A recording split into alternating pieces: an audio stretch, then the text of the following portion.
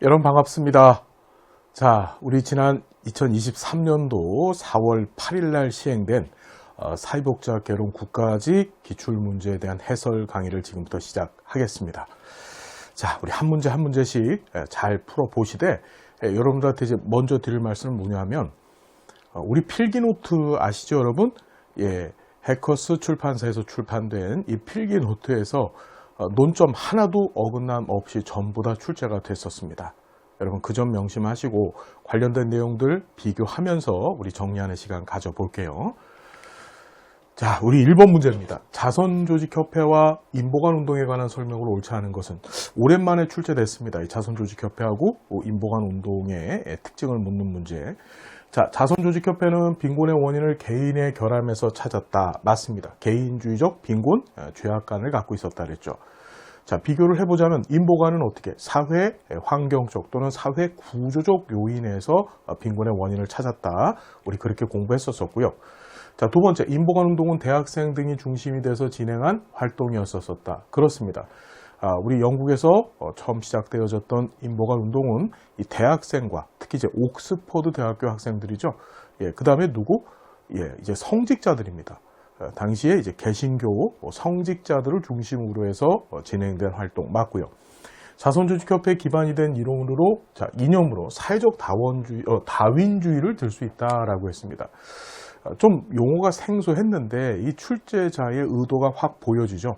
우리는 어떻게 공부했냐면 사회적 다윈주의가 아니라 사회 진화론으로 공부를 했었어요. 이 진화론을 창시한 사람이, 즉 자연 발생적 진화론을 창시한 사람이 바로 다윈이고, 그러다 보니까 이 진화론을 영어로 표현할 때 다윈이즘이라고 얘기를 하는 거예요. 그래서 자, 사회적 다윈주의라고 하는 것은 말 그대로 사회 진화론 얘기하는 거고, 우리 자선조직협회에 기반이 된 이념 사회 진화론 우리 열심히 공부해 봤었습니다. 기억들 나시죠?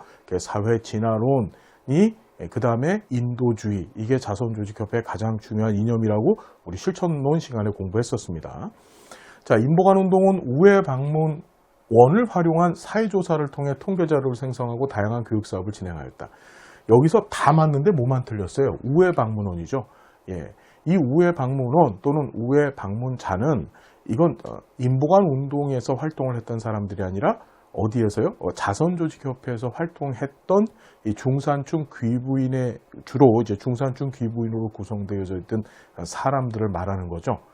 자, 인보관운동은 사회조사를 한 거 맞습니다. 그래서 통계자료를 생성해냈고, 그 관련되어져서 어떻게 이제 법령 제정에 활용을 하기 위해서 통계자료를 생성했다고 공부했었고요. 관련된 교육 사업들도 진행을 했습니다. 이 빈곤자들이 사는 마을에 들어가서 그들과 함께 생활을 하면서 그들을 일종의 계몽시키기 위한 방법으로 이 교육 사업에 이제 매진을 했다고 공부했었습니다. 그럼 여기서 틀린 건 뭐예요? 우회 방문원이 틀린 거죠. 그러니까 인보관운동은 이걸 맞게 고치려면 우회 방문원을 활용한 것이 아니라, 자, 빈곤 지역에 인보관이라고 하는 건물을 짓고 그것을 활용해서 이렇게 해야지 이제 정확한 답이 됐겠죠. 자, 관련해서 우리 필기노트의 제 18페이지를 보시면요, 그 내용이 그대로 나와 있어요. 자선조직협회 구빈법상 조직인 구빈위원회 업무를 협력해서 구제 신청자를 접수하고 1:1 방문 서비스 제공했다. 우회 방문단 파견한 건 자선조직협회입니다. 자, 그 다음에 인보관운동은 어떻게 해요? 환경 개선 교육 사업들 진행을 했고, 관련해서 기술 교육 등의 교육 사업을 주로 진행을 했고요. 여기 보면 사회조사를 통해서 다수의 통계 자료를 생성해냈고, 그걸 뭐에 활용한 겁니까? 이 빈민들을 위한, 그러니까 사회를 개혁시키기 위한 방법은 이 빈곤자들한테 유리한 형태의 법을 또는 제도를 제정하고 만드는 것이라고 본 거예요. 그걸 하기 위해서는 의회를 설득시켜야 되고 여론을 설득시켜야 되겠죠. 그러기 위해서 뭐가 필요했었다? 자, 다 사회 조사를 실시하게 됩니다. 자, 이렇게 우리가 열심히 공부해 봤었어요. 자, 그 1번 문제, 어렵지 않은 문제였었습니다. 자, 2번 봅니다. 특정 현상을 사회 문제로 규정하기 위한 조건에 해당하지 않는 것은 단 한 번도 시험 문제 출제되지 않았었던 문제입니다. 근데 한번 보시면요. 자, 현상의 원인이 사회 구조적 요인에서 기인해야 된다. 맞고, 현상이 사회 구성원 다수에게 부정적인 영향을 미쳐야 된다. 다수에게 집단적 사회 행동을 통해서도 현상의 개선이 불가능해야 된다. 여러분, 사회 문제는 개인의 문제가 확대되어진 겁니다. 개개인이 갖고 있는 문제들이 한 명이 갖고 있으면 그 개인의 문제라 그랬습니다. 근데 이게 사회 구성원 여럿에게 어떻게 공유되어지고 공통으로 그 문제를 인식했었을 때 그것이 사회 문제라고 얘기를 했고, 그러면 이 문제를 해결하는 방법은 뭐예요? 사회 구성원이 함께 해결해야 되는 거예요. 그걸 집단적 사회 행동이라고 표현을 했죠. 그러니까 이거는 맞게 고치려면 집단적 사회 행동을 통해서도 현상의 개선이 불가능한 것이 아니라 집단적 사회적 행동을 통해서 현상의 개선이 가능해야만 그것이 사회 문제더라. 그러니까 전제가 뭐예요? 해결되어져야지만 사회 문제고, 해결할 수 있는 방법은 뭔가요? 사회 구성원 전체가 또는 그 문제에 노출되어져 있는 사람을 대변하는 정부 조직들이 어떻게 집단적 사회 행동을 해서 해결을 해야 된다는 거죠.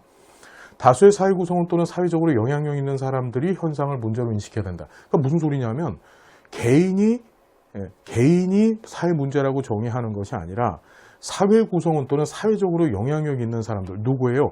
뭐 대학교 교수님들이라든지 또는 정부의 관료들이라든지 국회의원들, 이런 사람들이 문제로 인식해야만 그것이 사회 문제화 된다 그랬었습니다. 자, 관련해서 우리 필기노트 8페이지 아주 똑같이 그 내용이 나와져 있어요. 여기 봤더니 집단적 행동을 통해 해결되기를 바라는 사회적 상태라고 우리 필기노트 8페이지에 해당 내용이 그대로 나와 있죠. 그죠? 여러분 무슨 말씀인지 이해가 되셨나요? 사회 문제에 대한 정의 규정, 우리 이미 공부했었던 것들, 다른 데선 안 공부했었을 거야. 우리만 했었을 거야. 자, 제가 감히 말씀을 드리겠습니다. 그래서 이번 문제도 우리 제대로 필기 노트를 가지고 강의에 집중하셨던 분들은 어렵지 않게 해결하셨을 거고요. 자, 3번 봅니다. 강점, 관점. 얘도 참 오랜만에 출제가 됐어요. 강점, 관점에 대한 설명으로 옳은 것만을 모두 고른 것 했습니다. 강점, 관점은 병리적 관점에 반대되어지는, 즉 대비되는 사회복지 실천 관점이라 그랬습니다. 그래서 개입의 초점을 희망과 가능성에 두더라. 강점, 관점의 가장 중요한 내용이죠. 외상이나 즉 트라우마나 또는 질병이 오히려 개인을 강하게 만들 수 있다라고도 보더라. 이거 우리 필기노트에 있는 그대로 내용 출제된 겁니다. 자, 클라이언트의 문제나 병리에 초점을 두는 의료 모델의 이론적 기반을 둔다. 여러분, 클라이언트의 문제나 병리에 초점을 두는 관점을 우리는 병리적 관점이라고 했고, 그죠? 이 병리적 관점에 의해서 형성되어진 모델이 의료 모델이에요. 그죠? 네, 의료 모델입니다. 그러니까 이 얘기 자체가 사실은 말이 안 되죠. 다시 클라이언트나 문제나 병리에 초점을 두는 것을 병리적 관점이라고 하고 그것이 강점 관점에 대치되어지는 관점입니다. 그리고 이런 병리적 관점에 기반한 실천 모델이 바로 의료 모델이다. 그러니까 이것은 틀린 거죠. 해결해야 할 과제에 대한 전문가를 클라이언트가 아니라 사회복지사로 인식한다. 이거 병리적 관점의 이야기죠. 우리 강점 관점에서는 클라이언트는 어마어마한 강점을 갖고 있어요. 자기 문제를 해결할 수 있는 넉넉한 역량을 갖고 있기 때문에 어떻게 그 문제 해결 주체가 누가 되어야 된다고 봅니까? 클라이언트가 아니라 사회복지사가 아니라 클라이언트가 되어야 된다고 보는 거죠. 그러니까 리을은 뭐에 관한 설명이에요? 이거 병리적 관점에 관한 얘기죠. 그래서 3번은 기억하고 니은만 맞습니다. 그러니까 답은 2번이 되겠죠. 2번. 자, 어렵지 않습니다. 2번입니다. 자, 우리 관련해서 사회복지 실천론 우리 필기노트 95페이지에 그 내용이 그대로 있습니다. 20년도 지방직 출제 이후에 참 오랜만에 강점 관점 출제가 됐었어요. 자, 해당 내용들 꼭 한번 읽어봐 주시고, 그래서 여기 봤더니 외상, 학대, 질병 등 문제는 고통을 주지만 동시에 도전, 전환점, 성장 기회가 될 수 있다라고 보는 것. 자, 그것이 강점 관점이다. 자, 로엔보그 돌고프가 제시한 윤리원칙 심사표상의 원칙을 우선순위에 따라 바르게 나열한 것은, 이것도 수업 시간에 논의 말씀드렸죠. 얘도 참 오랜만에 출제가 됐는데 순서만 좀 기억해 주십시오 라는 얘기 드렸었어요. 그래서 생, 평, 자, 최, 삼, 사, 진 이렇게 외워주십시오 라고 말씀드렸고, 생, 평, 자, 최, 삼, 사, 진에서 두 문자를 따서 기억해 달라고 말씀을 드렸고, 그러다 보니 자, 얘는 답이 몇 번이 되는 건가요? 생, 평, 자부터 시작을 하네요. 자, 최, 삼, 사진 하니까 디귿, 니은, 기역, 리을. 답은 몇 번? 4번이 되겠습니다. 4번. 그렇죠? 예. 자, 정말 어렵지 않게 풀 수 있는 문제. 얼마든지 쉽게 해결할 수 있는 문제. 기존에 나왔던 유형을 전혀 벗어나지 않았던 문제. 4번도 반드시 해결할 수 있는 그런 문제였었고요. 자, 관련해서 우리 필기노트 88페이지에 해당 내용이 그대로 나와 있습니다. 꼭 읽어봐 주시고요. 자, 선별주의하고 보편주의. 자, 이제 사회복지 정책 관련된, 할당 관련된 문제가 출제됐는데, 자, 이것도 우리가 공부를 열심히 해봤던 거였었습니다. 자, 봤더니, 보편주의는 수혜자에게 스티그마, 자, 스티그마를 낙인이라고 했었습니다. 낙인이 발생되어지는 것은 선별주의죠. 선별주의나 또는 선별주의가 반영되어졌던 공공부조제도, 그 다음에 현물급여, 자산조사, 이 네 가지만 좀 기억해 달라 그랬었어요. 낙인 발생한다. 낙인 얘기가 등장하면 몇 개? 네 가지. 그게 뭐였지? 선별주의, 자산조사, 그 다음에 공공부조, 현물급여. 이거 네 가지 외에는 낙인 얘기를 할 수가 없습니다. 자, 그리고 낙인이 스티그마로 출제된다라고도 제가 여러 번 말씀드렸었습니다. 자, 그 1번은 틀린 거죠. 이건 선별주의라고 해야지 맞는 거고요.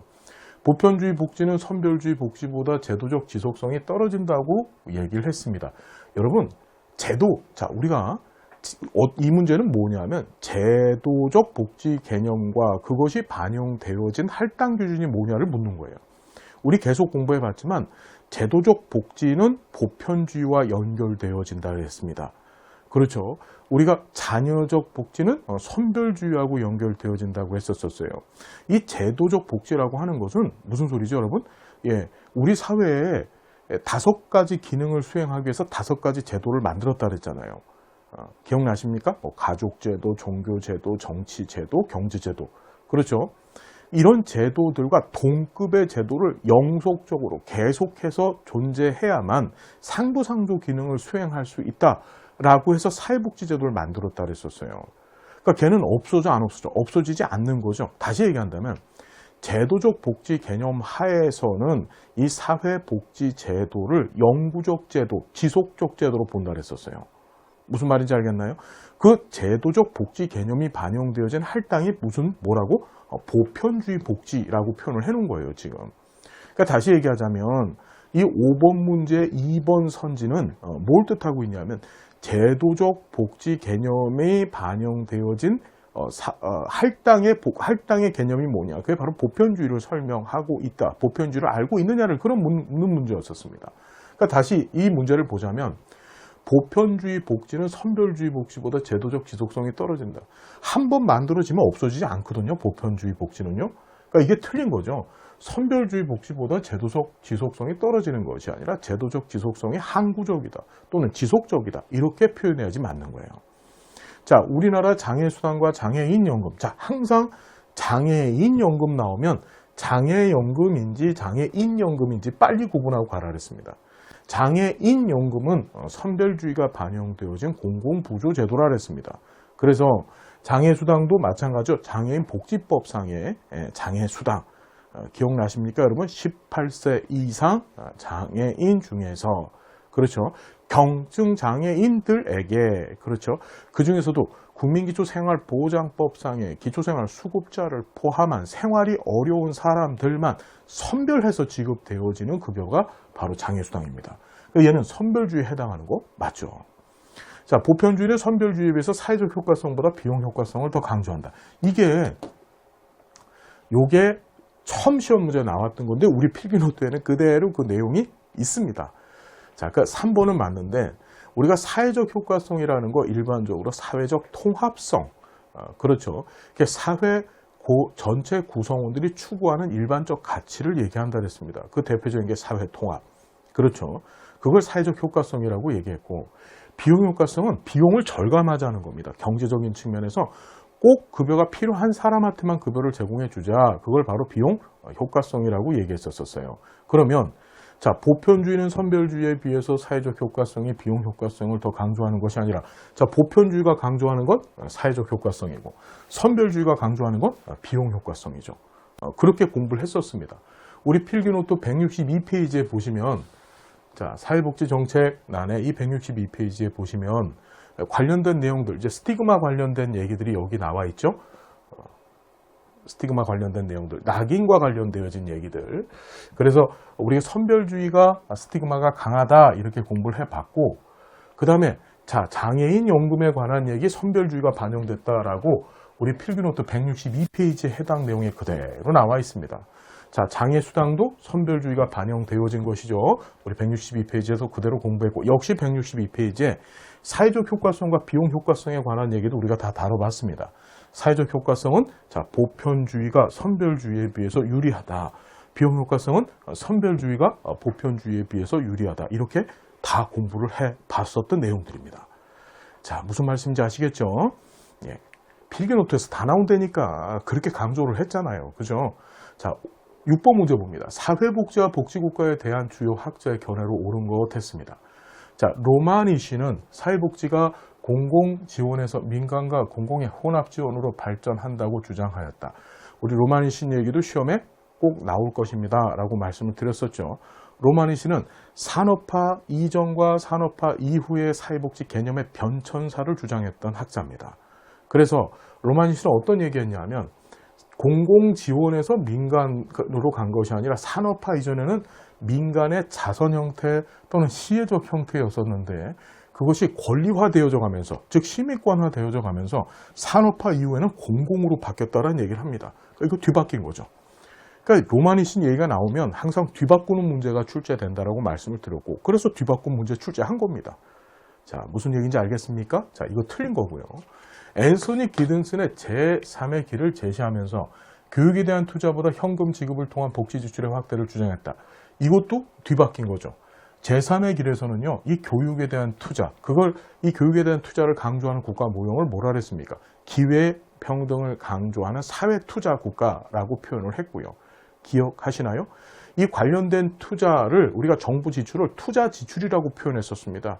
현금을 주면 이거 그냥 쓰기만 하잖아요. 이걸 소비 지출이라고 얘기를 했죠. 그래서 다시 정리하자면 기든스는 제3의 길을 제시하면서 자, 투자 지출보다 현금 지급을 통한 이게 소비 지출이거든요. 확대를 주장했는데 이걸 뒤바꿨죠.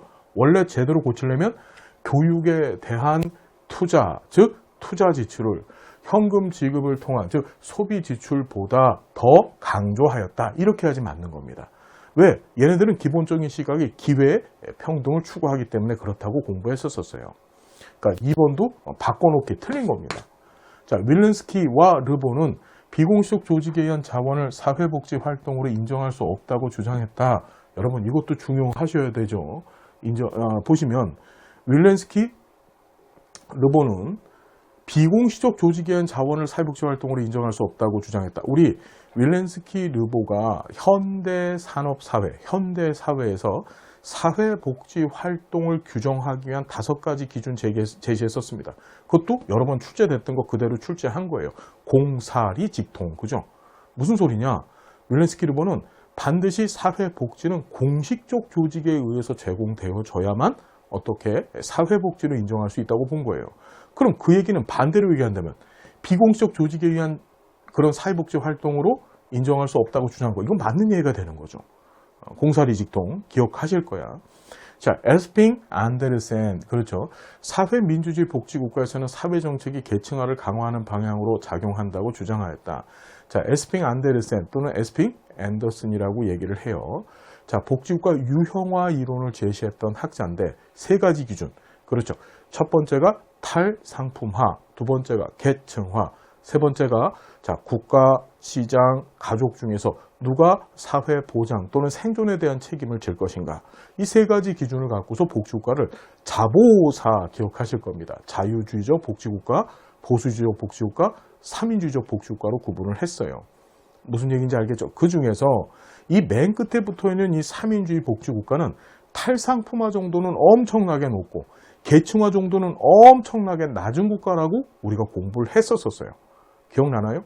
지금 이 문제를 봤더니 사회민주주의 복지국가에서는 사회정책이 계층화를 강화하는 방향으로 작용되는 것이 아니라 정책이 뭐야? 계층화를 최소화시키는 쪽으로 적용이 되어지고 거꾸로 얘기하면 탈상품화 정도는 극대화시키는 방향으로 가는 것이 바로 이 사회민주주의 복지국가죠.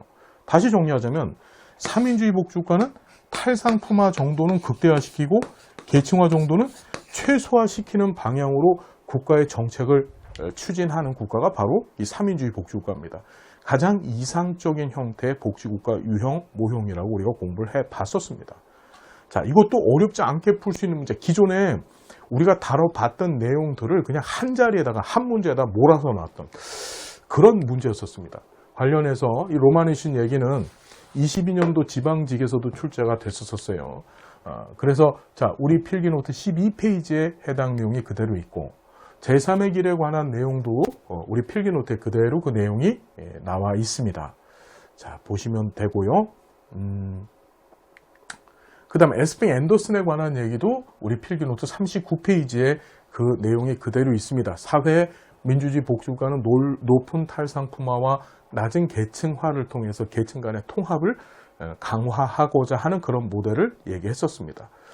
자, 보시고요.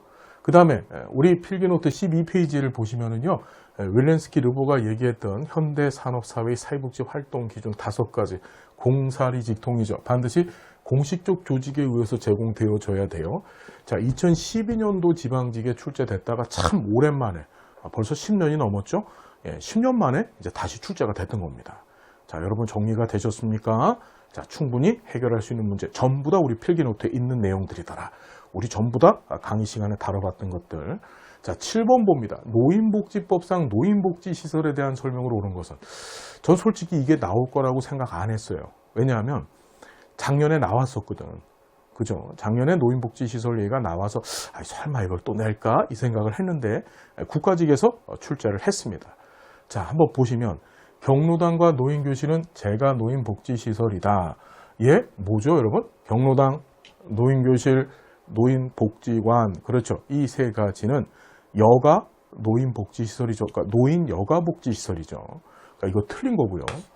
양로시설과 노인복지주택은 노인주거복지시설이다. 그렇죠. 양로시설, 노인복지주택, 그 다음에 노인공동생활가정, 이 세 가지가 노인주거복지시설이죠. 이게 맞습니다. 그렇죠, 여러분? 자, 노인복지관과 노인요양시설은 노인여가복지시설이다. 자, 노인복지관은 지금 얘기 말씀드렸지만 노인여가복지시설 맞는데 노인요양시설은 노인요양시설, 노인요양공동생활가정 이 두 가지는 노인의료복지시설에 해당이 되어지죠.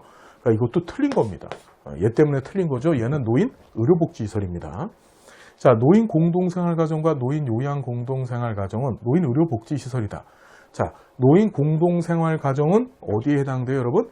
이건 노인주거복지시설이고 노인요양공동생활가정만 노인의료복지시설에 해당되는 거죠. 노인요양시설하고 노인요양공동생활가정이 노인의료복지시설입니다. 그러니까 얘도 틀린 겁니다. 답은 쉽게 2번이죠. 그래서 이게 작년 22년도 지방직에 이 노인복지시설 종류가 출제됐거든요. 그러니까 우리 필기노트 235페이지에 해당 내용들 완벽하게 정리가 되어져 있습니다, 여러분. 예? 그러니까 이걸 다시 또 출제를 할까 생각을 했는데 다시 또 국가직에서 출제를 했어요. 자, 여러분 이것도 완벽하게 우리가 다뤄봤던 것들 매우 중요합니다라고 말씀드렸던 것들 그대로 시험 문제 나왔다. 자, 매슬로우의 초기 연구에서 제시된 5단계 욕구 위계론에 관한 설명으로 옳은 것 됐습니다. 자, 이 매슬로우의 5가지 욕구 위계에 관한 문제가 이전에 한 번 출제됐었어요. 언제 출제됐냐면 지금 15년도 국가직에 한 번 출제가 됐거든요.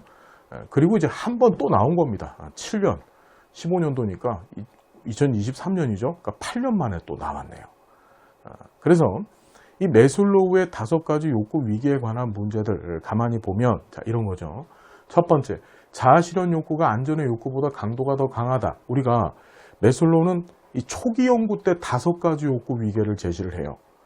그리고 나서 나중에 이게 7가지로 확대를 하거든요. 근데 우리 시험에는 항상 5가지만 기억해 두십시오. 라는 말씀 드렸었어요. 봤더니 이렇게 얘기하죠. 맨 밑에 욕구가 생리적 욕구가 있고 그 다음에 안전의 욕구, 그 다음에 소속, 사랑받고 싶어하는 욕구. 이걸 사회적 욕구라고도 해요. 그 다음에 자기 존중에 관한 욕구가 있고 맨 위에 자아 실현에 관한 욕구, 요렇게 5가지 욕구가 있었었어요. 기억들 나시죠? 그때 자, 이 아래쪽으로 갈수록 이걸 하위 욕구라고 얘기를 하고 위쪽으로 갈수록 상위 욕구라고 얘기를 했습니다. 아래쪽으로 갈수록 하위 욕구, 위쪽으로 갈수록 상위 욕구. 그런데 그 욕구에 있어서의 강도, 즉 센 정도와 그 욕구가 발현되어지는 강도, 센 정도와 그 다음에 욕구의 발현 순위, 어떤 욕구가 먼저 나타나는가, 그 순위는 하위 욕구가 상위 욕구보다 강하다 그랬습니다. 그렇죠. 그 다음에 생리적 욕구가 일정 부분 달성되어져야만, 하위 욕구가 일정 부분 달성되어져야만 그 다음 욕구인 안전의 욕구로 넘어갈 수 있고, 안전의 욕구가 일정 부분 달성돼야만 소속 사랑받고 싶어하는 욕구로 달성되어질 수 있다고 했었습니다. 자, 무슨 얘기인지 여러분 이해가 되시나요? 자, 그럼 봅시다. 매슬로우 초기 연구에서 제시된 욕구 위계론에 관한 설명. 자아 실현의 욕구가 안전의 욕구보다 강도가 더 크다. 그럼 어느 게 더 하위 욕구냐가 중요한 거예요. 안전의 욕구가 자아 실현 욕구보다 더 하위죠. 그렇죠? 예, 그럼 안전의 욕구가 자아 실현 욕구보다 더 강도가 강하다. 이래야지 맞는 겁니다. 이건 틀린 거죠. 존경의 욕구와 자아 실현 욕구는 성장 욕구에 해당한다. 여러분, 이것도 우리 필기 노트에서 공부를 했던 건데, 자, 요 밑에 있는 하나, 둘, 셋, 네 가지를 우리가 결핍 욕구라고 얘기했고, 얘만 성장 욕구라고 얘기를 했었죠. 그렇죠? 그러니까 존경의 욕구, 남한테 인정받고 싶어 하는 거예요. 자기 존경. 그 다음에 자아 실현 욕구는 성장 욕구에 해당한다고 얘기를 했는데, 자아 실현 욕구만 성장 욕구에 해당이 되어지죠. 자기 존중에 관한 욕구 또는 존경에 관한 욕구는 이건 어디에 해당되는 거예요? 이거는 결핍 욕구에 해당되는 겁니다. 이것도 틀렸죠. 자, 소속감과 사랑의 욕구는 충족된 직후의 욕구의 강도가 더 강해진다 이랬습니다. 자, 그래서 소속감과 사랑의 욕구라고 하는 것이 여기를 얘기하는 겁니다. 세 번째 욕구. 직후에 욕구의 강도가 더 강해지더라. 이것도 말이 안 되죠. 그렇죠? 소속감과 사랑의 욕구는 충족된 직후의 욕구의 강도가 더 강해지는 것이 아니라 얘네들은 결핍된 욕구예요. 결핍은, 자, 여기 잠깐 설명을 드리면은요. 죄송합니다. 우리가 여기를 결핍 욕구라고 얘기를 했고 여기를 성장 욕구라고 말씀을 드렸었어요. 그래서 소속감과 사랑의 욕구는 충족된 직후의 욕구의 강도가 더 강해지는 것이 아니라 충족이 되게 되면, 즉 결핍된 부분이 충족이 되어지면 그 욕구 강도가 떨어지는 겁니다. 강해지는 것이 아니라. 그러니까 결핍 욕구는 부족한 부분이 메워지게 되면, 즉 결핍된 부분이 채워지게 되면 더 이상 그 욕구의 발현이 나타나지 않는 것, 그 강도가 약해지는 것을 결핍 욕구라고 얘기를 하는 거예요. 그러니까 틀린 거죠, 이거. 자, 안전의 욕구가 일정 수준, 제가 누누이 말씀드렸지만 우리 매슬로우는 어떤 얘기했냐면 욕구가 완전하게 충족되는 것이 아니라 일정 정도가 충족되면 그 다음 욕구로 넘어간다 그랬었어요. 그래서 안전의 욕구가 일정 정도 충족돼야만 그 다음 단계인 소속 사랑의 욕구에 대한 동기가 부여된다. 완전히가 아니고 일정 수준이라는 얘기 누누이 말씀을 드렸었습니다. 여러분 무슨 말인지 알죠, 여러분? 자, 그래서 일정 부분 충족되었을 경우에 발현된다. 우리 필기노트 54페이지에 그 내용이 있습니다. 제 강의 시간에도 꼭 좀 기억해 두십시오. 완벽하게 충족되는 것이 아니라 일정 부분 충족되어졌을 때 다음 상위 욕구로 욕구가 이전되어진다. 이렇게 공부를 했었어요. 여러분, 그래서 답은 몇 번이다? 예, 4번이 되네요. 그렇죠? 예. 참 오랜만에 나왔습니다. 매슬로우 얘기가 15년도 국가직에 출제되고 안 나오다가 이제 8년 만에 출제가 됐던 겁니다. 자, 그 다음 페미니즘 분파 얘기가 나왔어요. 페미니즘. 야, 멋있습니다. 페미니즘. 얘 출제됐었을까요? 안 됐었을까요? 예, 출제됐었습니다.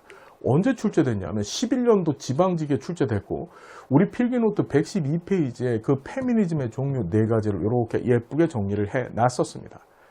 우리 11년도 국가직에서는, 11년도 지방직에서는요, 이 자유주의 페미니즘이 출제가 됐었어요. 자유주의 페미니즘이. 자, 해당 내용들 한번 봅시다. 급진주의 페미니즘은 가부장제 가정에서, 자, 급진주의 하면 생각나야 될 게 가부장제 가정이죠. 여성 차별과 억압에 초점을 맞추면서 여성 억압이 여성의 생물학적 특성인 출산에 따른 남성에 대한 의존에서 나타난다고 주장한다. 그래서 이 급진주의자들은 뭐 한다 그래서 애 낳지 않게 운동한다 그랬잖아. 그죠? 예. 여자가 남성들을 위해서 애를 낳는다. 그럼 애를 낳게 되면 애를 임신해 있는 기간과 또 애가 태어나서 얘를 양육하는 기간 동안은 누구한테? 남성한테 의존할 수밖에 없죠. 그렇죠. 예, 그게 여성을 어떻게 착취하고 억압하는 이유며 동기가 된다고 보는 게 급진주의적 시각이라 그랬습니다. 이 급진주의자들은 어떻게? 야, 그러면 애 출산 거부하는 거야. 우리 애 낳지 않겠다. 그럼 종속되지 않을 거 아니에요. 그죠? 그걸 바로 급진주의 페미니즘이라고 얘기를 했고요. 자, 마르크스주의 페미니즘은 여성 억압이 계급 지배적인 생산 양식, 즉 자본주의 체제가 낳은 불평등으로부터 기인한다고 보더라. 맞는 얘기죠? 그 다음에 자본주의 타파를 통해서 여성의 억압 문제를 해결할 수 있다고 봤다. 이 자본주의 하에서는 자본의 소유자가 누구냐 이거예요. 주로 남성들이 자본의 소유자고, 그러다 보니 여성은 그 자본을 소유해 있는 남성들한테 어떻게 종속되어 줄 수밖에 없다고 보는 시각입니다. 자본주의 자체가 나쁘다. 자본주의를 없애야만 어떻게 이 여성 해방이 일어날 수 있다고 보는 거죠. 자, 3번 자유주의 페미니즘은 제도 및 관습상의 차별과 교육의 불평등으로 인해서 여성 억압이 발생한다고 인식한다. 여러분, 이 자유주의 페미니즘은 이게 미국에서 시작을 했던 건데 다른 것이 아니고 기회의 평등. 무슨 평등이요? 기회의 평등. 여성도 남성과 같은 사회적 기회를 부여해 달라는 거예요. 그 기회 부여의 대표적인 방법이 바로 교육입니다. 교육이나 또는 직업 문제 같은데, 물론 직업도 어떻습니까? 제대로 교육을 받은 사람이 그렇지 못한 사람보다 더 좋은 직업을 갖게 되잖아요. 그래서 그 뿌리를 가만히 보면 이 자유주의 페미니즘은 전부 이 교육에다 초점을 맞춥니다. 그래서 여기까지는 맞다라고 볼 수 있는데, 자, 사적 영역인 가정에서가 갑자기 튀어나왔어요. 여러분, 이 교육 문제는 누가 다뤄야 될 거야? 국가가 관련된 제도들, 법과 제도를 수선해서, 그렇죠, 이 교육을 다뤄야 되죠. 어떻게 교육을 사적인 영역, 가정에서 다루고 앉아 있습니까? 그러니까 이 뒷부분이 틀린 거예요. 사적인 영역인 가정에서 발생하는 여성 종속 문제, 그러니까 앞하고 뒤를 사실은 조금만 이해할 수 있으면, 조금만 좀 깊게 볼 수 있으면, 맥락을 좀 이해할 수 있으면, 이거 말이 안 되는데 생각이 들어야 될 그럴 지문인 거야.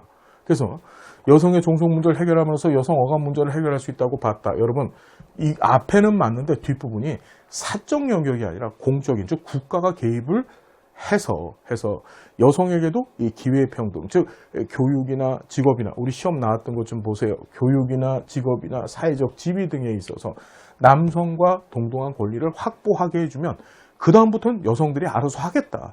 우리의 권리를 우리가 알아서 찾아가겠다 라고 보는 것이 바로 자유주의 페미니즘입니다.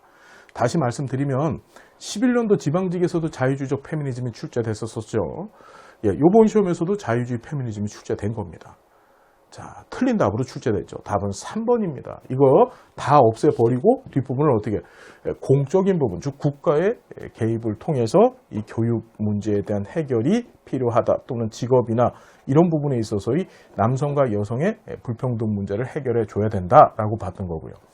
사회주의 페미니즘은 여성 억압의 원인을 자본주의의 본질인 계급 억압과 가부장제 성 억압 간의 결합에서 찾으면서, 자, 사회주의는 뭐냐면 공부했지만 마르크스주의적 페미니즘하고, 그렇죠, 그 다음에 우리 공부해봤지만 마르크스주의적 페미니즘하고 그 다음에 이 급진주의적 페미니즘의 결합 형태라고 공부를 했었어요.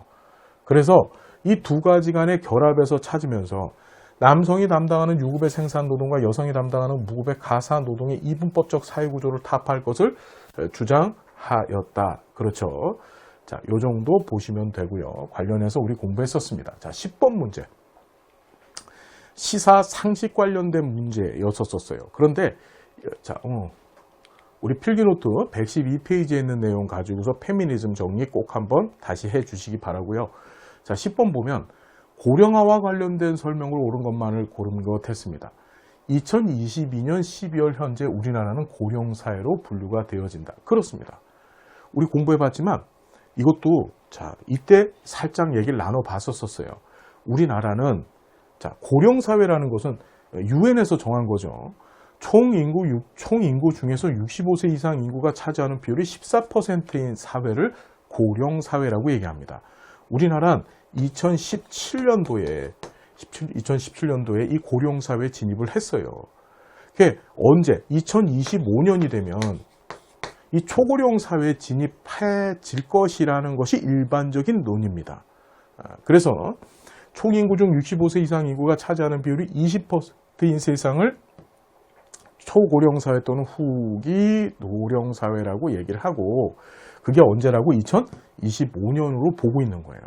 그러니까 현재는 뭔가요? 고령사회, 즉 전체 인구 중에서 65세 이상자의 비율이 몇 퍼센트?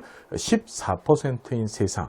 14% 지금 넘어서서 지금 17, 18%까지 쳐 올라갔다고 하더라고요. 어쨌든지 간에 상식적인 얘기 맞고요. 노령화 지수는, 자, 노령화 지수가 출제가 됐습니다. 생산 가능 인구수를 몰라도 구할 수 있다. 우리 참 재밌는 문제가 나온 건데, 생산 가능 인구가 필요한 것이 바로 뭐예요? 생산 가능 인구를 알아만 풀 수 있는 문제, 할 수 있는 게 노인 부양비하고 총부양비예요. 여러분, 생산 가능 인구는 15에서 64세 인구를 얘기하는 겁니다. 자, 반면에 노령화 지수는 생산 가능 인구 몰라도 되죠. 뭐만 알면 되나요? 전체 인구 중에서 65세 이상의 인구인 고령 인구하고 유소년 인구라고 해서 0에서 14세 사이의 인구를 얘기하는 겁니다. 그러니까 이 둘 다 뭔가요?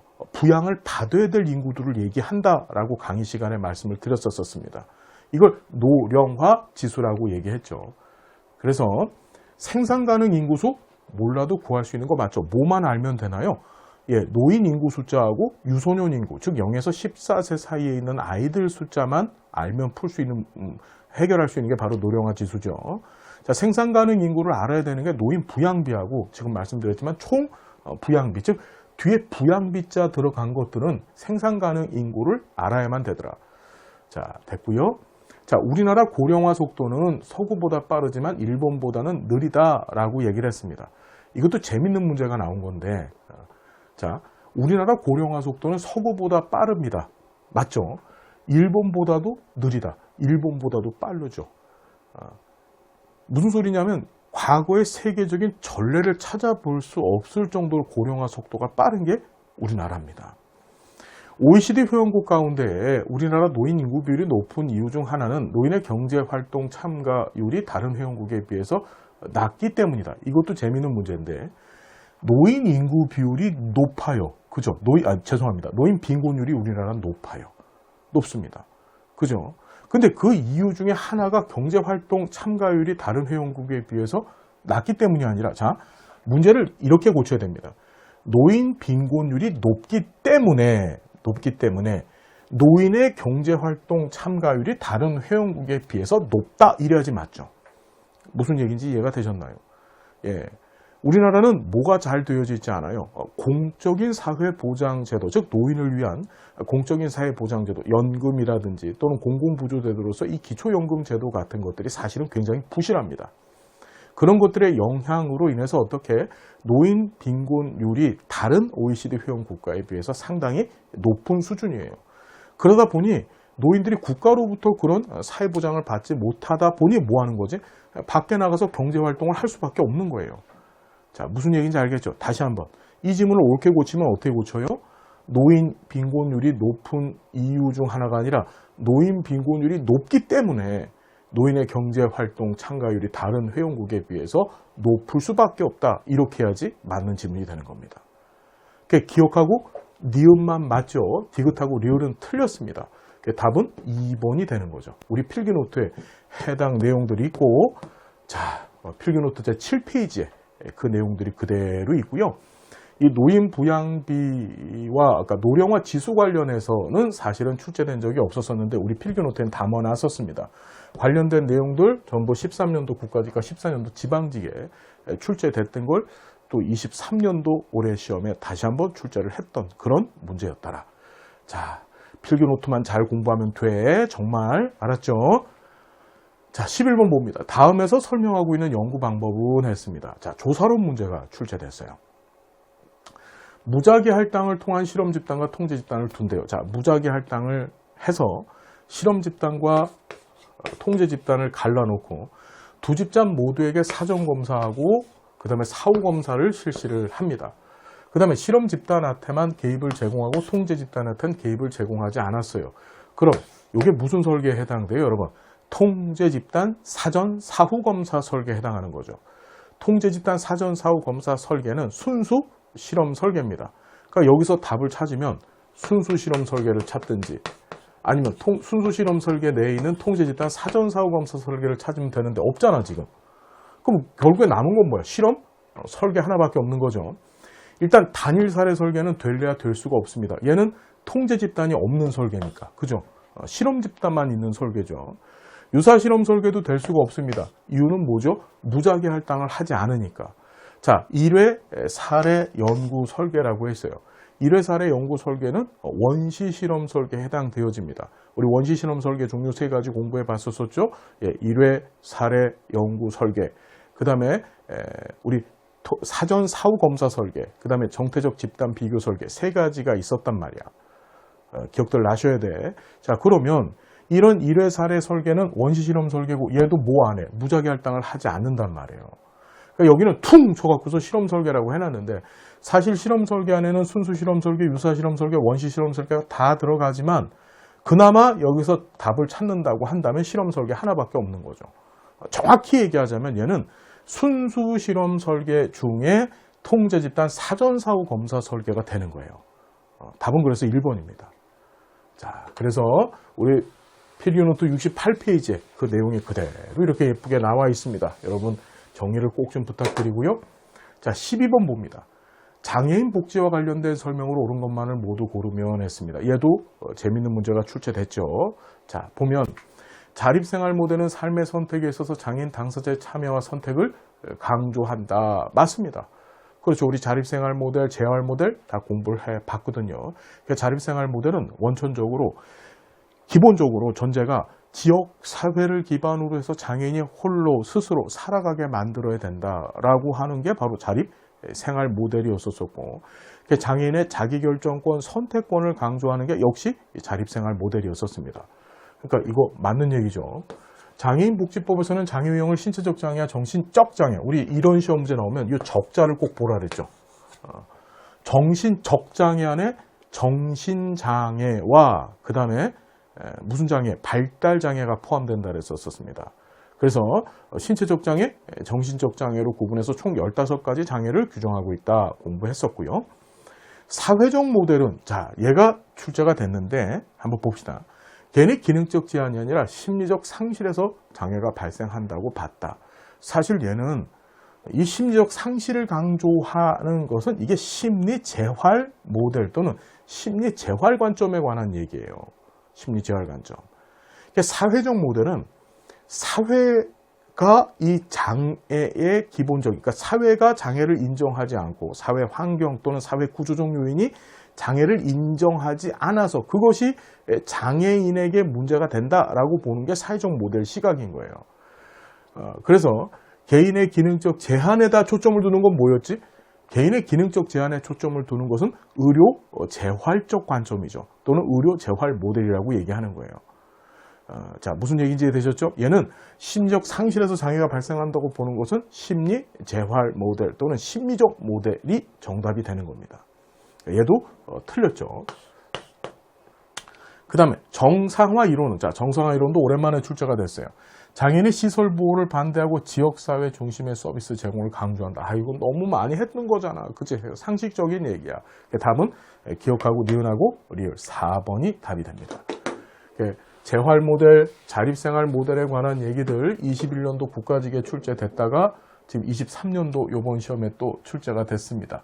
우리 필기노트 111페이지에 해당 내용이 깔끔하게 정리되어져 있습니다. 여러분 다시 한번 꼼꼼하게 복습해 주시고, 장애인에 대한 정의 우리 법제로는 236페이지, 필기노트 236페이지에 해당 내용이 정리되어져 있어요. 15가지 장애 종류가 신체적 장애하고 정신적 장애로 구분되어지죠. 자, 우리 111페이지에 보시면 필기노트 111페이지에 이 정상화 이념에 관한 설명 잘 정리되어져 있어서 지역사회 내 강제적이고 폐쇄적인 장애인 생활시설 집중화에 반대해서 지역사회 보호를 강조하더라. 관련해서 17년도 지방직 추가에서는 이렇게 시험 문제가 출제됐습니다. 시설 보호하는 것이라고 출제됐는데 관련 내용과 연계해 보면 시설 보호를 반대하고 지역사회 중심의 서비스 제공, 이걸 지역사회 보호라고 공부했었죠. 예, 강조한다. 같은 맥락의 문제, 얼마든지 우리가 풀 수 있는 문제였었습니다. 12번도 어렵지 않더라. 자, 13번.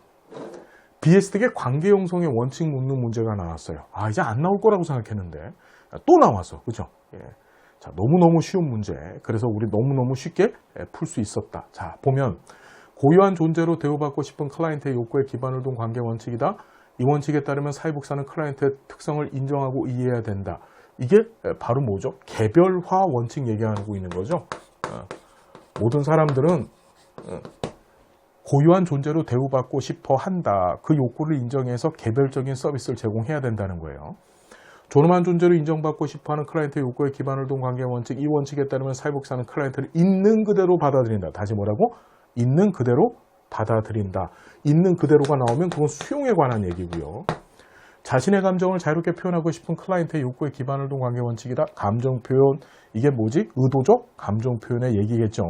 이 원칙에 따르면 사회복사는 클라이언트가 부정적 감정도 표현하도록 도와야 된다. 그래서 복지사가 의도적으로 클라이언트가 자신의 감정을 표현할 수 있도록 제반 환경과 조건을 만들어줘야 된다. 의도적 감정 표현에 관한 얘기입니다. 자신이 표현한 감정에 대해서 반응과 공감적 이해를 받고 싶은 클라이언트의 욕구에 기반을 둔 관계 형성의 원칙이다. 이 원칙에 따른 복지사는 클라이언트의 감정에 대해서 의도적이고 적절한 반응을 보여줘야 된다. 이게 바로 뭐죠, 여러분? 통제된 정서적 관여에 관한 얘기죠. 그렇죠? 예. 사회복지사가 보여지는 그 정서적 관여, 즉 감정의 이입의 정도는 의도적이고 적절해야 되는 거예요. 여기다 의도적이란 말을 집어넣은 이유가 뭘까? 너 제발 의도적 감정 표현하고 헷갈려줬으면 좋겠어 라고 집어넣은 거죠. 그런데 이 지문을 푸는 데 있어서 가장 핵심되는 것은 클라이언트의 감정에 대해서 반응을 보여야 된다는 것이 그게 핵심적인 내용입니다. 자, 정리됐죠? 그 답은 1번이다. 자, 우리 필기노트 101페이지에 해당 내용들 그대로 나와 있습니다. 자, 14번. 면접에서 활용하는 상담 기술에 관한 내용으로 옳은 것 됐습니다. 면접 시 사용하는 기술들. 자, 바꾸어 말하기. 이걸 환원이라고도 한다 그랬습니다. 환원. 그죠? 한 주제를 마무리하고 다른 주제로 이동하는 것을 용이하게 하는 기술이다. 여러분, 이건 환원이 아니라 뭔가요? 환원은, 바꾸어 말하기는 클라이언트가 진술한 내용을 다른 말로 부연해 주는 것을 환원이라고 공부했었습니다. 그죠?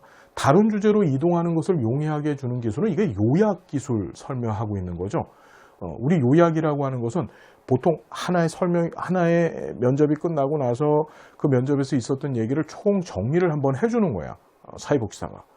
그러면 다른 주제로 넘어가기에 유리한 거잖아요. 그죠? 무슨 말인지 알겠나요? 또는 한 회기가 끝나고 나서 그 다음 회기 때 만나서 지난 회기 때 우리 이런 일이 있었죠?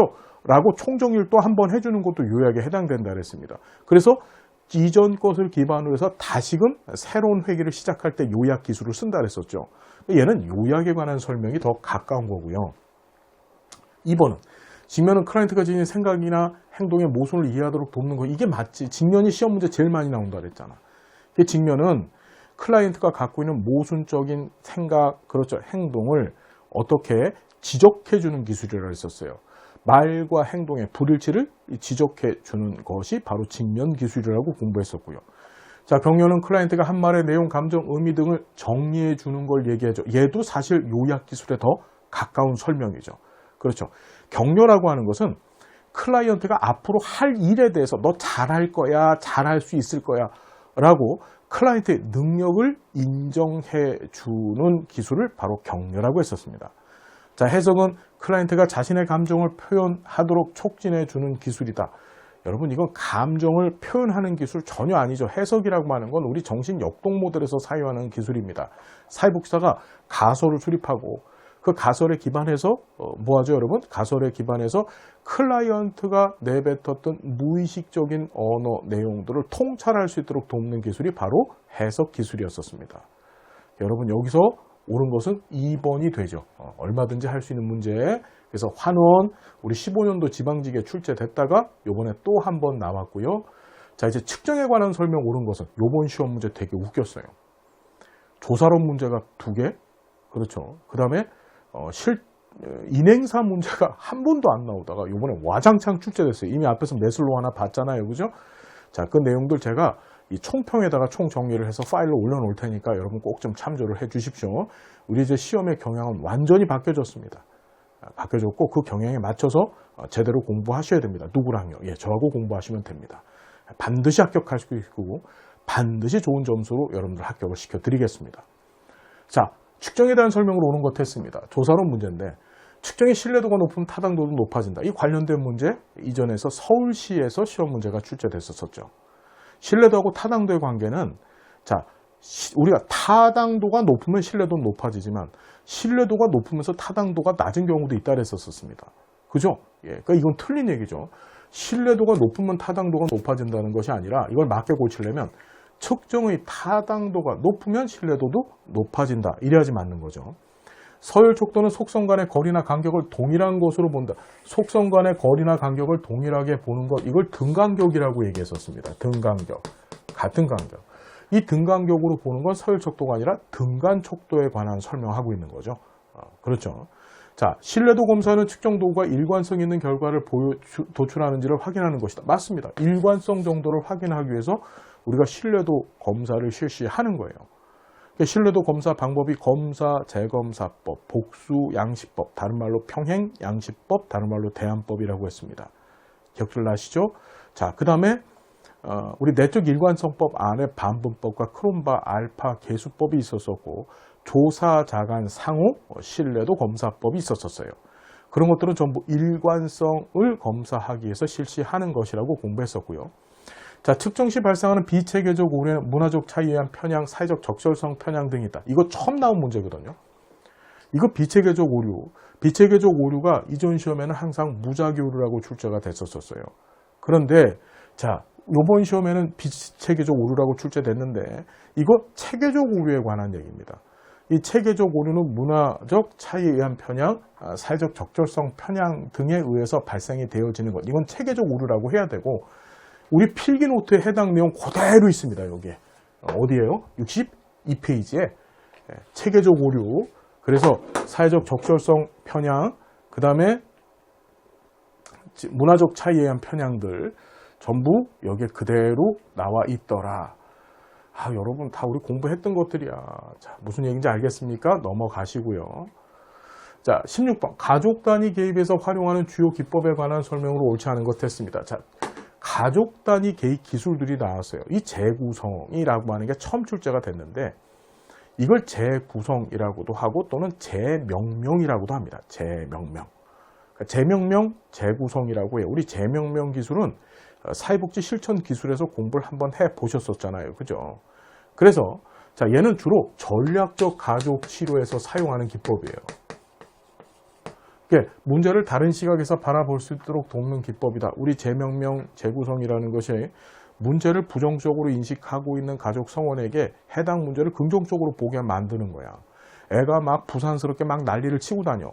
이런 애를 놓고서 엄마가 사회복지사가 뭐라고 얘기하냐면 애가 참 활동적이네요. 엄마는 걔를 놓고서 우리 애가 너무 부산하고 너무 정신없는 애 이렇게 얘기하는데 엄마는 걔를 활동적이네요. 이렇게 얘기해 주는 게 그게 바로 재구성이고 이 전략적 가족 치료에서 주로 활용하는 기법입니다. 자, 맞는 얘기죠. 가족 조각은 밀착된 가족 성원들을 분리시켜 적절한 경계를 만들도록 돕는 기법이다. 우리 먼저 시험에도 가족 조각이 나왔었거든요. 지방직 시험에 나왔었죠. 그래서 가족 조각은 우리가 공간에서 가족들의 상호작용 양상을 시각적으로 표현하도록 하는 기술을 가족 조각이라고 얘기를 했고 이 밀착된 가족 성원들을 분리시켜서 적절한 경계를 만들도록 하는 것은 이건 민우친의 이 구조주의 가족 치료에서 사용하는 경계 만들기라고 하는 기법에 관한 설명이죠. 경계 만들기. 그죠? 틀렸죠. 이거 경계 만들기에 관한 얘기입니다. 역설적 지식. 이것도 전략적 가족 치료에서 사용하는 기법이죠. 문제가 된다고 판단되는 행동을 유지하거나 강화하도록 지시하는 기법이다. 치료적 이중구속이라고 얘기를 했었어요. 역설적 지시라고 하는 것은 예를 들어서 이제 부부싸움을 하는 부부한테 너 계속 싸워라. 즉 문제가 된다고 판단되는 행동, 증상이라고 보통 얘기하죠. 그 부부싸움 하는 증상을 계속하거나 또는 더하다고 시키는 겁니다. 너 부부싸움 계속해. 너 부부싸움 계속해. 그렇죠. 역설적 지시, 치료적 이중구속이라고 공부를 해봤고요. 역할 연습이라고 출제됐는데 이게 사실은 역할극이거든요. 역할극. 이게 사티어의 경험주의 가족 치료에서 사용하는 기법이죠. 가족 성원에게 다른 가족 성원의 역할을 수행하도록 해서 다른 가족 성원의 시각을 경험하도록 돕는 기법이다. 그렇죠. 역할극에 관한 얘기. 우리 공부해 봤지만은 미누친의 구조주의 가족 치료에서의 실연하고 사티의 경험주의 가족 치료에서의 이 역할극을 구분하라 그랬습니다. 두 차이점은 뭐지? 실연은 아빠가 아빠 역할 하는 거야. 엄마는 엄마 역할 하는 거고. 그런데 역할극이라고 하는 건 뭐예요? 엄마가 딸 역할을 해보는 거고 아빠는 아들 역할을 해보는 거라 그랬죠. 그래서 가족성원에게 다른 가족성원의 역할을 수행하도록 하는 거야. 역할 연습이 맞더라. 답은 몇 번인가요? 여러분 2번이 틀렸네요. 이 가족 조각이 죄송합니다. 지방직이 아니라 작년 국가직에서 출제가 됐던 거예요. 이렇게. 자, 보시고 우리 필기노트 124페이지에 해당 내용들 다 있어요. 자, 17번. 정신건강 증진 및 정신질환자 복지 서비스 지원에 관한 법률상 정신건강 사회복지에 관한 설명으로 옳지 않은 것 했습니다. 자, 정신요양시설은 이것도 우리 시험에 이렇게 있어요. 필기노트 239페이지에 보시면은 해당 내용이 있는데 한번 봅시다. 정신요양시설은 정신건강 증진시설에 해당된다. 정신의료기관에는 정신재활시설, 여러분 이 정신재활시설도 정신건강 증진시설입니다. 정신건강의학과 의원은 의료기관이 맞습니다. 그러니까 정신병원이나 또는 정신의학과 의원은 의료기관에 해당이 되어지는데 정신재활시설은 어디에 해당돼요? 정신건강증진시설입니다. 우리 필기노트 239페이지에 정신건강증진시설 나와 있죠? 정신의료기관, 그 다음에 정신요양시설, 정신재활시설에서 정신재활시설이 어디에 포함된다고요, 여러분? 정신재활시설이 정신건강증진시설에 해당이 되어집니다. 정신건강사회복지사, 정신건강작업치료사는 정신건강 전문용어이다. 이것도 출제될 거라고 말씀을 드렸었죠. 그렇죠? 정신건강 전문용어의 종류에는 정신건강사회복지사, 정신건강작업치료사, 정신건강간호사, 그렇죠. 정신건강임상심리사 이렇게 4명이 있었더라. 자, 정신질환자란 망상, 환각, 사고나 기분의 장애 등으로 인해서 독립적으로 일상생활을 영위하는 데 중대한 제약이 있는 사람, 우리 정신건강증진법상에 나와 있는 정신질환자에 대한 정의인데 우리 시험에서 요놈이 나올 것이다 라는 얘기를 말씀을 누누이 드렸었어요. 누누이 드렸었기 때문에 이것만큼은 좀 기억해 주십시오라고 239페이지에서 요 3가지 종류 말씀을 드렸었거든요. 그래서 정신재활시설이나 정신요양시설은 정신건강증진시설에 해당되어진다까지 정리를 해두시고요. 자, 18번 정말 특이한 문제가 나왔습니다. 야, 인행사에서 이런 문제를 어떻게 출제를 했지? 앞으로 이런 경향으로 출제될 거예요. 출제위원들도 알아요. 그렇죠. 어떻게 우리 수험생들한테 이 변별력 있는 문제를 출제해야 될지를 이제 감을 잡으신 겁니다. 앞으로 이런 경향의 문제들이 많이 출제될 거예요. 자, 보시면 6에서 12세에 해당하는 아동시기입니다. 이때를 보통 아동기라고 얘기를 해요. 이 아동기는 6에서 12세니까 초등학교 입학해서 졸업할 때까지의 시기를 얘기합니다. 자, 얘는 제1차 신체적 성장 급등기에 해당한다. 여러분, 사람은요, 인생에 두 번에 걸쳐서 신체적 급등 성장을 맞이합니다. 그게 언제냐면 제1차 신체적 성장 급등기를 영아기라고 얘기를 해요. 무슨 기? 영아기. 보통 0에서 2세 사이를 얘기하는 거예요. 이때 보통 자기가 태어난 몸무게의 2배 정도로 몸의 크기가 커집니다.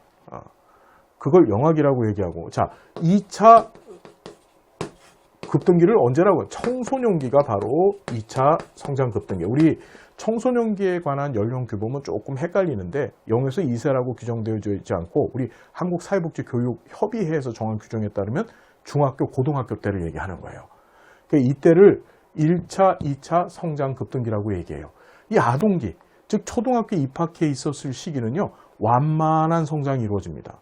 그래서 1차 신체적 성장 급등기는 바로 영아기, 0에서 2세 얘기하는 거고, 삐아제가 제시한 형식적 조작기 단계의 사고가 주로 나타나는 시기다. 여러분, 이 형식적 조작기는 삐아제는 몇 살이라고 봤냐면 12에서 성인기 이전, 그러니까 성인기까지의 시기를 봤고 이때가 청소년기에 해당이 되어집니다.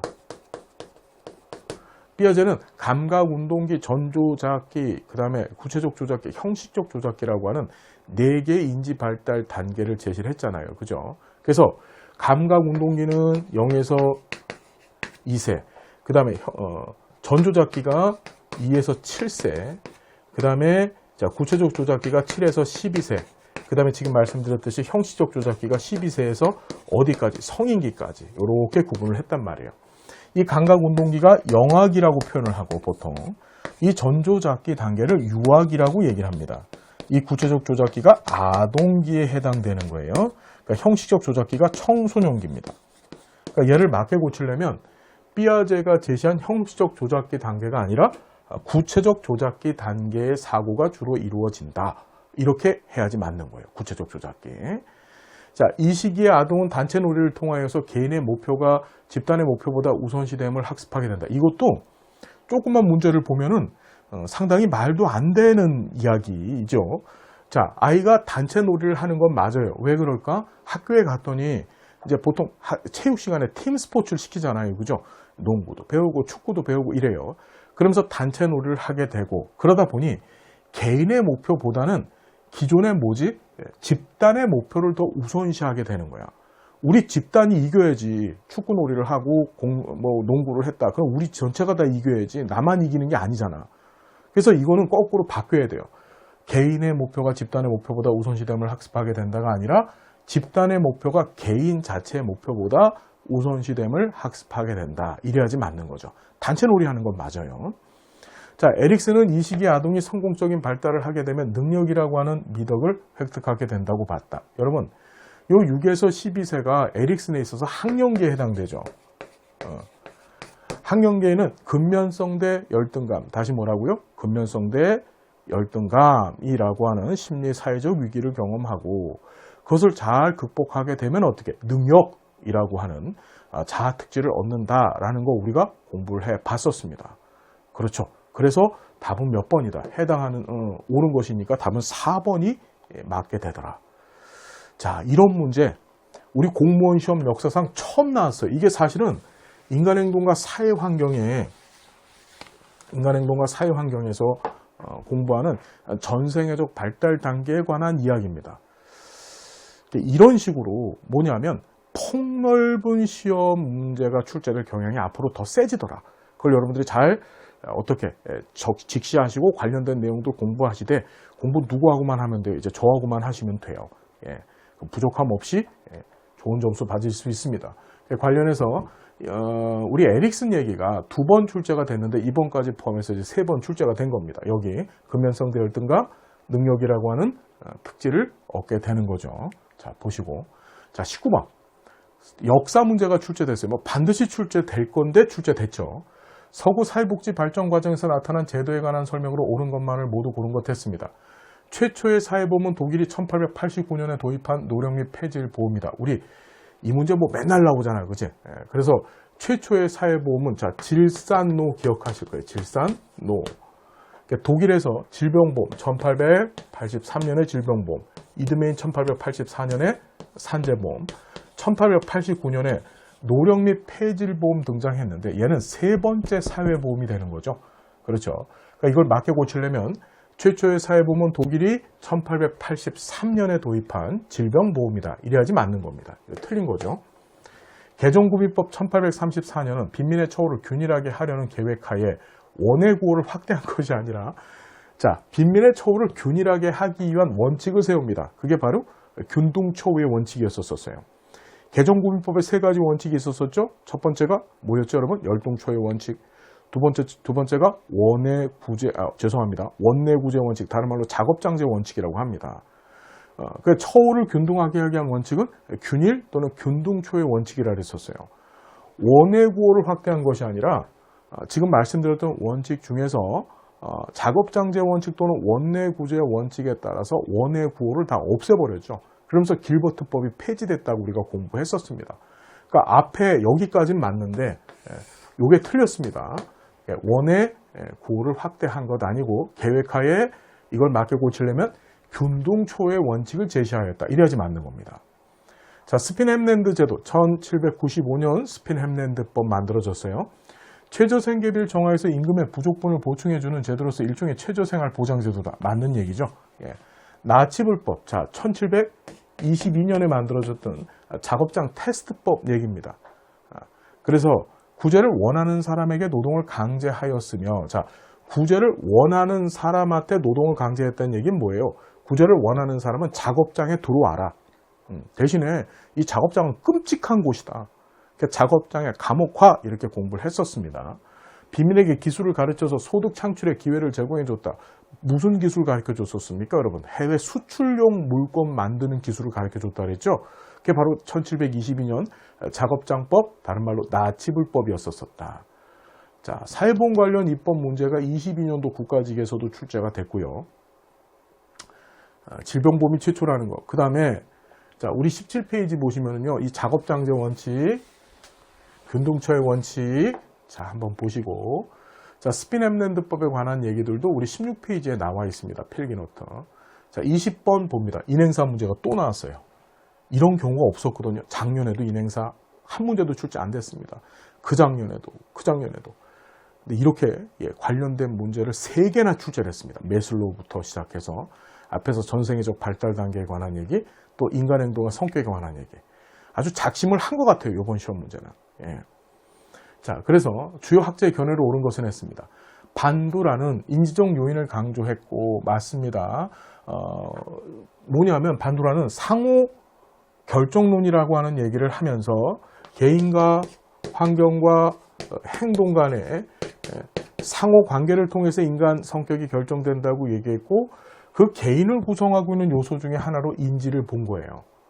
자기 강화 개념, 우리 강의 시간에 누누이 말씀드렸죠. 스키너의 조작적 조건화 이론과 같은 행동주의자지만 스키너의 조작적 조건화 이론과 반두라의 사회학습 이론의 가장 큰 차이점은 반두라는 자기 강화를 인정했다는 거예요. 스키너는 자기 강화를 인정하지 않고 환경 결정론적 시각을 가졌다 그랬었죠. 나오면 자기 강화가 나온다고 말씀드렸었어요. 나왔습니다. 자, 그래서 자기 강화의 개념을 제시했다. 맞는 얘기죠. 그 다음에 로저스는 비합리적 신념을 제시하는 거. 자, 비합리적 신념이란 말은 어디서 쓰는 거예요, 여러분, 이거는. 예. 이거는 우리 앨리스가 얘기했던 알리비티, 즉 합리적 정서, 행동 치료 모델에서의 주요 개념이잖아요. 그래서 개별 목표로 제시한 건 이건 로저스가 아니라 앨리스라고 해야지 맞는 겁니다. 자, 아들러는 각 발달 단계에서 심리사회적 위기를 경험하지 않을 때 건강한 발달이 나타난다고 봤다. 이게 재밌는 문제인데. 일단, 자, 기존에도 한번 출제가 됐는데, 아들러는 정신역동 이론가들 중에 유일하게 발달 단계 개념이 없다 그랬어요. 그렇죠. 그러니까 발달 단계를 아예 논하면 안 돼요, 여기서. 그 다음에 심리사회적 위기라고 하는 용어를 쓴 사람은 누구예요? 에릭슨이잖아요. 그죠? 그래서 심리사회적 위기를 경험했었을 때 건강한 발달이 일어난다고 본 거예요, 에릭슨은. 그러니까 이걸 전체적으로 제대로 고치려면 에릭슨은 각 발달 단계에서 심리사회적 위기를 경험하고 이걸 잘 극복했었을 때 건강한 성격이 만들어진다고 봤다. 이렇게 하지 맞는 겁니다. 자, 프로이트는 인간의 무의식을 강조했고, 맞죠? 여기까지. 프로이트 하면 무의식 생각하셔야 된다 그랬잖아요. 그런데 이게 처음 나왔어요. 우리 시험 역사상 융의 분석 심리 이론을 묻는 문제가 처음 등장했습니다. 이게 무의식을 개인 무의식과 집단 무의식으로 구분하였다. 자, 무의식을 강조한 것은 맞는데, 자, 무의식을 개인 무의식과 집단 무의식으로 구분한 건 융의 분석 심리론에 관한 얘기죠. 여러분, 무슨 얘기인지 이해가 되셨습니까? 우리가 융은요, 인간의 정신, 자, 융은 성격이라는 용어 사용하지 않고 정신이라는 용어 썼다 그랬었어요. 그래서 이 정신을 의식, 그 다음에 무의식으로 구분하고 다시 무의식을 상부에 있는 개인 무의식과 하부에 있는 집단 무의식으로 구분했다 그랬잖아요. 그죠? 자, 기존에 출제되지 않았었던, 한 번도 출제되지 않았었던 융의 분석 심리 이론에 관한 얘기도 출제됐다. 우리 상호결정론, 우리 페이지 53페이지에 나와 있어요. 자기 강화 얘기. 너무너무 중요하다 그랬었죠. 자, 그 다음에 앨리스의 알리비티 모델에서 함적 정서 치료 모델 116페이지에 우리 필기노트 내용 봐주시고, 그 다음에 아들러는요, 정신역동가 이론가 중에서 유일하게 성격구조나 발달 개념이 없다라고 14년도 국가직에 출제됐어요. 그러면 이 얘기 자체가 틀린 거죠. 각 발달 단계라는 말이 들어가면 안 되는 거예요, 아들러는요. 자, 그렇게 보시면 되고, 융 얘기가 우리 필기노트 48페이지에 있습니다. 개인무의식과 집단무의식. 집단무의식이라고 하는 용어는 융만의 독보적인 개념이라고 했습니다. 융을 설명하기 위해선 집단무의식 얘기가 꼭 나와줘야 되는 거예요. 알겠나요? 예. 반두라를 설명하기 위해서는 자기 강화가 나와줘야 되고. 그죠? 자, 이렇게 해서 우리 20문제를 다 조목조목 풀어봤어요. 여러분 어떠셨습니까? 예.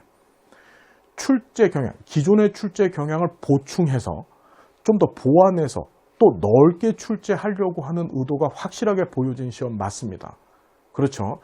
우리 필기노트와 우리 강의에서는 그걸 전부 다 흡수하고 정리할 수 있도록 강의가 진행이 됐었어요. 여러분, 강의와 교재를 믿고 함께 해주십시오. 반드시 좋은 결과를 약속드리겠습니다.